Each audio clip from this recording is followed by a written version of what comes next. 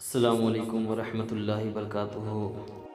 بسم اللہ الرحمن الرحیم۔ حضرت ہود علیہ السلام کا ذکر قرآن شریف میں بار بار آیا ہے۔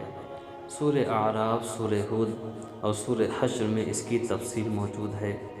حضرت نوح علیہ السلام کی اولاد مدتوں تک دنیا میں بسی اور آہستہ آہستہ خدا کو بھول گئی۔ شیطان نے پھر ان کو بہکا کر بتوں کی پوجا پر لگا دیا۔ خداوند تعالیٰ جو اپنے بندوں پر بڑا رحم کرنے والا ہے، اس نے پھر حضرت ہود علیہ السلام کو اپنا پیغمبر بنا کر ان لوگوں کے پاس بھیجا، اور انہوں نے اپنی قوم سے جو عاد کہلاتی تھی کہا کہ تم خدا کی ہی عبادت کرو، اس کے سوا تمہارا کوئی معبود نہیں ہے۔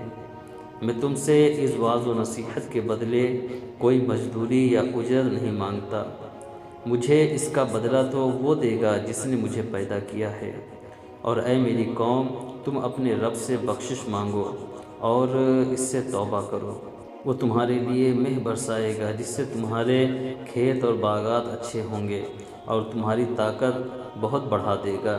وہ بولی کہ اے ہود، ہم تمہارے کہنے سے اپنے بتوں کو نہیں چھوڑ سکتے، تم کوئی نشانی دکھاؤ، ہم تو یہ سمجھتے ہیں کہ ہمارے بتوں میں سے کسی نے تم پر آسیب کر دیا ہے اور تم دیوانے ہو گئے ہو۔ حضرت ہود علیہ السلام نے اپنی قوم سے کہا کہ تم سب مل کر میرے لیے جو تدبیر کرنی چاہو کر لو اور مجھے مہلت بھی نہ دو، میں خدا پر بھروسہ رکھتا ہوں جو میرا اور تمہارا پروردگار ہے۔ میرے ہاتھ اللہ تعالیٰ نے تمہیں جو پیغام بھیجا تھا وہ میں نے تمہیں پہنچا دیا۔ اگر تم میرا کہنا نہ مانو گے تو اللہ پاک تمہاری جگہ اور لوگوں کو بسا دے گا اور تم خداوند تعالیٰ کا کچھ نقصان نہیں کر سکتے۔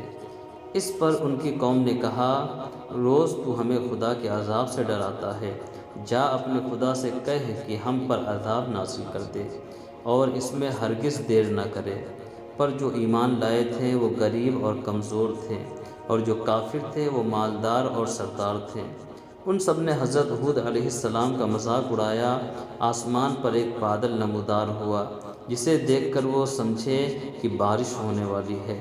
حضرت ہود علیہ السلام کو اللہ تعالیٰ نے بتا دیا تھا کہ یہ عذاب ہے، چنانچہ وہ ایماندار لوگوں کو لے کر بستی سے باہر چلے گئے۔ اس بادل کے بعد آندھی آئی جو 8 دن اور 7 رات تک متواتر چلتی رہی، یہاں تک کہ سب کافر مر گئے اور نیست و نابود ہو گئے، صرف اللہ تعالیٰ پر ایمان لانے والے ہی باقی بچ گئے۔ اور اس طرح ایک بار پھر اللہ تعالیٰ کی زمین کافروں اور مشرکوں سے خالی ہو گئی۔